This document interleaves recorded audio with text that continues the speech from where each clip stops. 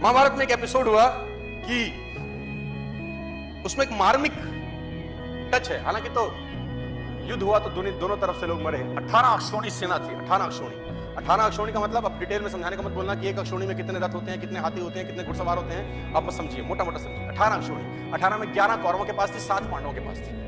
मतलब पांडवों की सेना 7 अक्षौणी थी और कौरवों की सेना 11 थी, उनकी फालतू थी, कोई दिक्कत नहीं। बहुत लोग मरे, करीब करीब 1 करोड़ लोग मरे महाभारत के युद्ध। 1 करोड़ लोग उस जमाने के, पॉपुलेशन तब भी थी।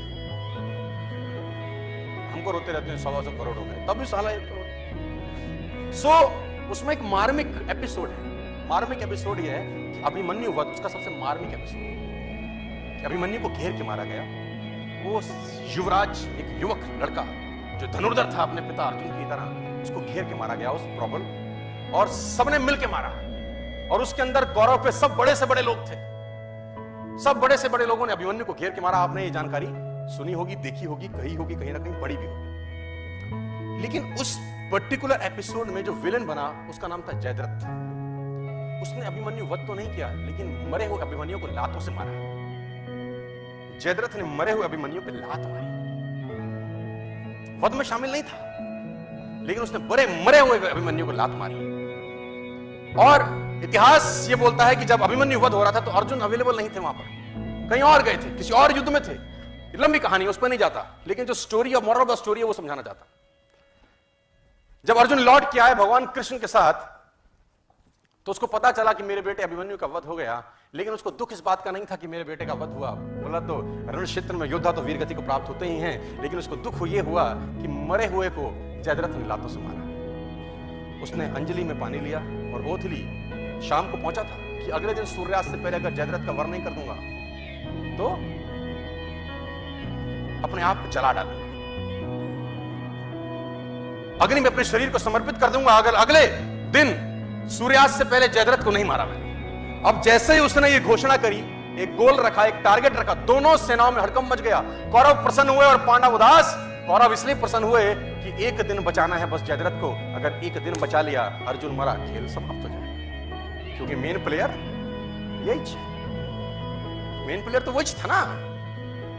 और पांडव इसलिए परेशान हुए कि ये क्या कर बैठा, एक दिन न ढूंढ सके तो क्या होगा। अर्जुन गया तो खेल गया। और धर्मयुद्ध था, तो शाम को संध्या के बाद जब सूर्यास्त हो जाता था तो युद्ध नहीं करते थे। अगले दिन जैसे ही सूर्य उदय हुआ, युद्ध की भेड़ी बजी और उस भेड़ी के अंदर अर्जुन और कृष्ण ढूंढने लगे जयद्रथ को। और कौरव भी कुछ छोटे मोटे तो थे नहीं, भगवानों से लड़ रहे थे, तो कुछ ना कुछ तो उनमें भी टैलेंट रहा होगा। उन्होंने जयद्रथ को छुपा लिया। उनका एक ही काम था कि सूर्यास्त से पहले जयद्रथ को छुपा लो बस। और दिन चढ़ने लगा, सांसें चढ़ने लगी, और जैसे जैसे दिन निकलता रहा, कौरव और प्रसन्न होते गए और पांडव और उदास। दोपहर निकल गई, युद्ध एक तरफ चल रहा था और अर्जुन और कृष्ण का रथ एक तरफ दौड़ रहा था, जयद्रथ को ढूंढते ढूंढते ढूंढते ढूंढते, और आखिरकार वो समय आया जब सूर्यास्त होने को ही था और जयद्रथ अर्जुन को नहीं मिला। सब थक हार के बैठ गए। अर्जुन ने अपना गांडीव गिरा दिया और पांडवों ने भगवान कृष्ण की तरफ देखा और बोला, प्रभु अब तो तुम्हारा ही सहारा है, जयद्रथ नहीं है। भगवान ने बोला, कुछ नहीं, करता हूं। बोला, जयद्रथ कहां से लाओगे? भगवान ने जयद्रथ तो नहीं लाए। उन्होंने क्या किया, माया रची और बादलों को आदेश दिया और उन्होंने सूरज को ढक दिया।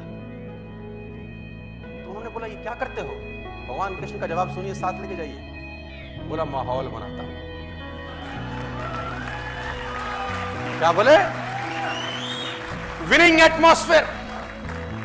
बोले, माहौल बनाता हूं। और जैसे ही बादल सूरज के सामने आए, सूरज छुप गया और उन नालायकों को लगा कि सूर्यास्त हो गया। बेवकूफ अपनी बेवकूफाना बातें बहुत जगह दिखा देते हैं। कहते ना, गधे के सर पे सींग नहीं होते। वो अपनी हरकतों से बताता है कि मैं गधा हूं। जैसे ही सूर्यास्त लगा, जो कि हुआ नहीं था, कौरवों ने जयद्रथ को आगे कर दिया। मन तो कर रहा है उनको ऐसी गाली दूं स्टेज पर, इस सालों घंटा 2 घंटा कौन सी चूल मच रही थी तू। लेकिन कहते हैं, विनाश काले विपरीत बुद्धि। कौरवों ने जयद्रथ को आगे कर दिया। अर्जुन घुटनों के बल बैठा है, गांडीव उसका गिरा हुआ है, और जयद्रथ अर्जुन को देख के हंसने लगा और गालियां देने लगा। कौरव हंसने लगे और अर्जुन को गालियां देने लगे कि तैयारी कर, चिता पे चलने की। और जैसे ही जयद्रथ सामने आया, भगवान ने आदेश दिया और बादल सूरज के आगे से हटे और सूरज सामने हो गया। और जब सूर्य सामने हो गया तो अर्जुन भौचक्का सा देखा, ये क्या है? उसने भगवान कृष्ण की तरफ देखा। भगवान कृष्ण ने बोला, देखता क्या है, जयद्रथ सामने है, उठा गांडीव और चला डाल।